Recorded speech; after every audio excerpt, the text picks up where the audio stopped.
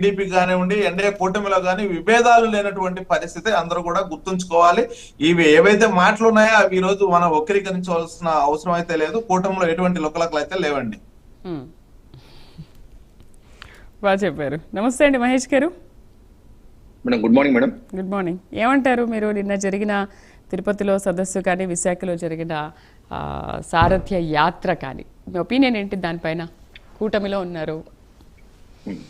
Madam ముందుగా నాకు అవకాశం ఇచ్చిన ప్రైమ్ యాజమాన్యానికి, అలాగే మీకు ప్యానల్ ఉన్నటువంటి ఇతర పార్టీ నాయకులందరికీ కూడా శుభోదయం తెలియజేసుకుంటూ, మేడం ఏదైతే ఈరోజు బీజేపీ వాళ్ళ ప్రోగ్రామ్స్ డెఫినెట్లీ ఏ పొలిటికల్ పార్టీ అయినా కానీ వాళ్ళని స్ట్రెంథన్ చేసుకోవడం కోసం వాళ్ళు డిఫరెంట్ మీటింగ్స్ అనేది వాళ్ళు ప్లాన్ చేసుకుంటూ ఉంటారు.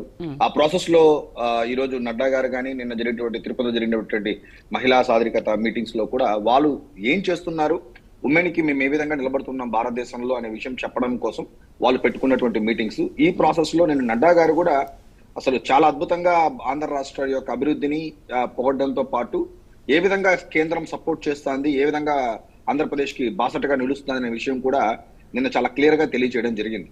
సో నేను ఎలా చూస్తానంటే మేడం, ఈ రోజు నేనైతే మాత్రం యాజ్ ఇండివిజువల్ బీజేపీ పార్టీని ఈ రోజు మనం ఎలా చూడాల్సి వస్తుందంటే, ఎన్డీఏ అలయన్స్ ఎలా చూడాల్సి వస్తుందంటే, ఇది ఏదో జస్ట్ మన యొక్క ఆంధ్ర రాష్ట్రం కోసం మాత్రమే ఈ యొక్క ఎన్డీఏ అనేది కాకుండా ఈరోజు ఎంటైర్ భారతదేశానికి 2047 వికసిత్ భారత్ కానీ, లేకపోతే ఆంధ్ర రాష్ట్రంలో వికసిత్ ఆంధ్రప్రదేశ్ అనే ఒక పాయింట్స్ ఏదైతే తీసుకెళ్తున్నారో, లేకపోతే మనం ఈరోజు అమెరికా కానీ లేకపోతే చైనా వాళ్ళతో ఎలా అయితే మనం యొక్క ట్రిలియన్ ఎకానమీని రీచ్ అవ్వాలనే ప్రాసెస్ లో ఏదైతే పెడుతున్నామో, డెఫినెట్లీ ఈ రోజు మనం భారతదేశంలో చాలా మంది బీజేపీ గొప్ప నాయకులు అయినటువంటి నడ్డా గారు కానీ, మోడీ గారు కానీ, అమిత్ షా గారు కానీ, భవిష్యత్తులో వచ్చే యోగి ఆదిత్యనాథ్ కానీ, వీళ్ళందరూ కూడా డెఫినెట్ గా మనం నిలబడాల్సిన బాధ్యత అయితే మన మీద ఎంతైనా ఉంది.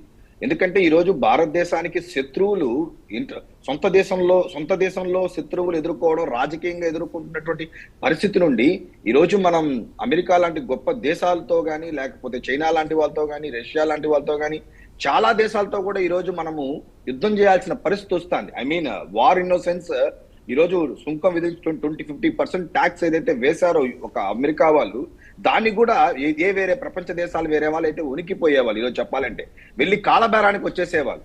కానీ ఈ రోజు మనం భారతదేశం యొక్క గొప్పతనం ఏంట్రా అంటే, ఈ రోజు వాళ్ళతో కూడా మనం ఏ మాత్రం లాలూచి పడకుండా ఈక్వల్ గా మనం వాళ్ళతో ఈరోజు ఫైట్ చేస్తున్నామంటే, ఇట్స్ ఆల్ అబౌట్ ఈ రోజు ఇక్కడ ఎన్డీఏ ఎంత బలంగా ఉంది అనే విషయం ప్రపంచ దేశాలకు కూడా తెలియచేస్తున్నారు. కాబట్టి ఎవరు కూడా మన మీద చూడడానికి కానీ, మన మీద దాడి చేయడానికి కానీ సిద్ధంగా లేరు.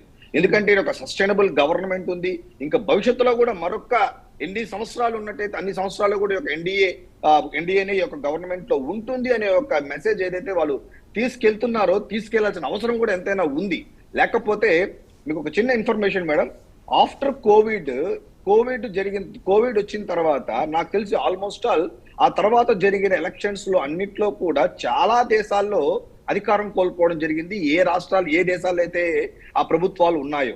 కానీ ఒక భారతదేశంలో మాత్రమే కోవిడ్ తర్వాత కూడా నిలబడిన గవర్నమెంట్ మన యొక్క ఈ యొక్క ఎన్డీఏ గవర్నమెంట్ అని మనం తెలియజేసుకుంటాం. ఈవెన్ చాలా టఫ్ టైమ్స్ వాళ్ళకి చెప్పాలన్నట్టయితే ఆ రోజు బీహార్ కానీ, లేకపోతే ఆంధ్రప్రదేశ్ లో ముఖ్యంగా తెలుగుదేశం జనసేన ఏదైతే అప్పటి వరకు జనసేన బీజేపీ మాత్రమే అలయన్స్ ఉంది, తెలుగుదేశంలో లేదు, తెలుగుదేశం వాళ్ళ అలయన్స్ లో లేరు. బట్ ఆ రోజు ఉన్నటువంటి స్టేట్ ఒక సిచ్యువేషన్ ని ఇలాంటి వైసీపీ నుంచి మనం గట్టెక్కాలి అన్నట్టయితే ఖచ్చితంగా బీజేపీ ఉండాలి దీంట్లో. అప్పుడే మనకు పర్ఫెక్ట్ రోడ్ మ్యాప్ వస్తుంది, ఏపీకి హెల్ప్ అవుతుంది అనే పాయింట్ లో ఆ రోజు వితౌట్ బీజేపీ యొక్క కన్సర్న్ తీసుకోక ముందునే కళ్యాణ్ గారు జనసేన పార్టీ అధినేత పొత్తు ప్రకటించిన తర్వాత తిరిగి మళ్ళా వాళ్ళని కన్విన్స్ చేసుకొని ఈ రోజు రావడం అనేది, ఈ రోజు వైజాగ్ స్టీల్ ప్లాంట్ కానీ, అమరావతి డెవలప్మెంట్స్ కానీ, ఈ రోజు మెడికల్ కాలేజెస్ కానీ, ఒక పంచాయతీ శాఖలో నిధులు కానీ, ఈ రోజు కేంద్రం ఈ రోజు పూర్తిగా మనకు సపోర్ట్ ఉండబట్టే ఈ రోజు ఆంధ్ర రాష్ట్రం ఒక అడుగు ముందుకెళ్తాంది. ఈ రోజు మనం జిఎస్డిపిలో కూడా ఒక బెటర్ పర్ఫార్మెన్స్ తీసుకుంటున్నాము, జిఎస్టి కలెక్షన్స్ తీసుకుంటున్నామంటే ఈ రోజు మనం కొంత బియాండ్ పొలిటికల్ యాంగిల్లో నుంచి చూడాల్సిన అవసరం ఎంతైనా ఉంది. ఎందుకంటే ఈ రోజు మనం కేవలం వైఎస్ఆర్సీపీతో యుద్ధం చేయట్లేదు.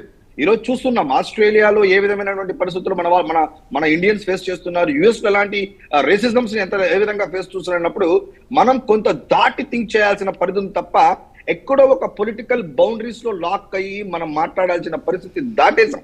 ఎందుకంటే ఈ రోజు కులం మతం దాటి ఈ రోజు ప్రాంతం దేశం అనే స్టేజ్కి వెళ్లాల్సిన అవసరం ఎంతైనా ఉంది.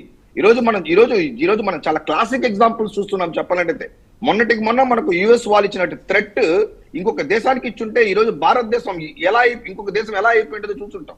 బట్ మనం నిలబడుతున్నామంటే జస్ట్ బికాస్ ఆఫ్ ఈ రోజు యొక్క ఎన్డీఏ భారతదేశంలో బలంగా ఉంది అనే ఒక మెసేజ్ ప్రపంచ దేశాలకి మనం తెలియచేస్తున్నాం. కాబట్టి ప్రపంచ దేశాలు కూడా తగ్గుతున్న విషయం కూడా మనం తగ్గుతున్న వాళ్ళు కూడా ఒక అడుగు వెనక్కేస్తున్నారు. వీళ్ళు ఎందుకు అనవసరంగా వీళ్ళు చాలా కొలైడ్ గా ఉన్నారు, చాలా జాగ్రత్తగా ఉన్నారు.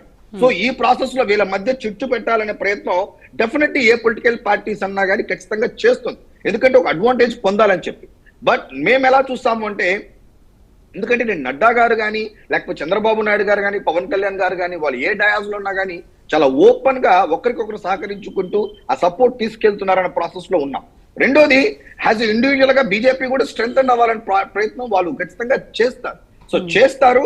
ఇప్పుడు నాకున్నటువంటి ఒక నాలెడ్జ్ ప్రకారం ఏంటంటే, ఒక ఇన్ఫర్మేషన్ ప్రకారం వాళ్ళు they got a more reach out. వాళ్ళకి ఈ రోజు ఒక మంచి రీచ్ అవుట్ అని ఎందుకు వస్తుందంటే, ఈ రోజు చూస్తున్నాం ఈ రోజు ఏదైతే ఈ రోజు కేంద్ర ప్రభుత్వం నాయకులు మాట్లాడుతున్నారో, జైశంకర్ గారు లాంటి వాళ్ళు కానీ, ఎందుకంటే ఈ రోజు కొంత యూత్ కూడా అబ్జర్వ్ చేస్తాంది ఎట్లా మన ఇండియా వాళ్ళు ఎలా డిఫెండ్ చేస్తున్నారని. We are not feeling. సో నిజంగానే మహేష్ గారు మీరు కూటమితో కలిసి ముందుకు వెళ్తున్నారు, కానీ మీకంటూ ఒక ప్లాన్స్ కానీ ఒక ఓన్ స్ట్రాటజీ కానీ ప్లాన్స్ అట్లాంటివి ఏమీ లేవా? ఎందుకంటే ఎవరు చేసే ప్రయత్నాలు వాళ్ళు చేస్తుంటారు, ఎవరు వేసే ఎత్తుగడలు వాళ్ళు వేస్తూ ఉంటారు కదా madam. Everyone have their own strength madam. ఇప్పుడు క్రికెట్ ప్లేయర్స్ గ్రౌండ్ లో దిగినప్పుడు కొంత ఆన్ సైడ్ ఆడే ప్లేయర్స్ ఆన్ సైడ్ అవుతారు, ఆన్ సైడ్ ఆడుతా అంటారు. మాగా మిడాన్ లో ఆడే వాళ్ళు మిడాన్ లో ఆడుతుంటారు. కొన్ని ఏరియాస్ వేరే వాళ్ళు టచ్ చేయరు, టచ్ చేస్తే అక్కడ వాళ్ళు అవుట్ అయిపోతారనే ఉద్దేశంతో. కాబట్టి ఏంటంటే BJP have their own strengths. వాళ్ళకి నాకు తెలిసి ఏంటంటే వాళ్ళకి ఏపీ మీద ఆలోచించి ఆ ఏపీలో పొలిటికల్ పార్టీ డెవలప్ అంత స్ట్రెంగ్ అవ్వాలనేది వాళ్ళు నేను అనుకోవడం ఏంటంటే, వాళ్ళు ఇంకొక చోట్ల ఎఫర్ట్ పెడితే they get more numbers then actually దీనికంటే కూడా.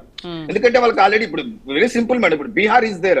బీహార్ లో వాళ్ళకి ఆల్మోస్ట్ 80 సీట్స్ ఉన్నాయి. వాళ్ళకి అలయన్స్ ఉన్నప్పటికీ కూడా, అక్కడ జేడీయూ గవర్నమెంట్ ఉన్నప్పటికీ కూడా 80 సీట్స్ ఉన్నాయి. అంటే ఏంటంటే ఈసారి వాళ్ళు ఇంకొంచెం ఎక్కువ తీసుకొని దే గో ఫర్ 110, 120 కూడా వెళ్ళిపోతుంది.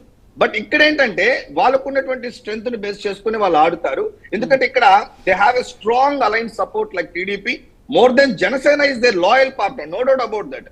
మీకు ఎలాగైతే మీకు చిస్వా I think LSP something is a party in Bihar, వాళ్ళు కూడా చాలా లాయల్ పార్ట్నర్స్ గా వాళ్ళు ఉన్నారు. కాబట్టి సో వాళ్ళు ఇప్పుడు మాకు కావాల్సిందంటే ఏపీకి మాకు అభివృద్ధి కావాలా, అమరావతి ఆగిపోయిన అమరావతి తిరిగి కదలాలా, పోలవరం మళ్ళా ఫినిష్ కావాలా, వైజాగ్ స్టీల్ ప్లాంట్ ఇష్యూని మీరు కన్సిడర్ చేయాలా, ఈ రోజు మీ సపోర్ట్ మీ బ్లెస్సింగ్స్ మాకు ఉండాలనే పాయింట్స్ తోనే ఇప్పుడు ఆంధ్ర రాష్ట్రంలో ఉన్న గవర్నమెంట్ ఆలోచిస్తుంటే పొలిటికల్ గా అడ్వాంటేజ్ తీసుకోవాలనే ప్రయత్నం ఇక్కడ ఉన్న ప్రభుత్వాలు ఇప్పట్లో అయితే మాత్రం అటువంటి ఎన్విరాన్మెంట్ లేదు. కాబట్టి అట్లా యాంగిల్ లో థింక్ చేయకూడదని కూడా నేను అనుకుంటున్నాను. రైట్.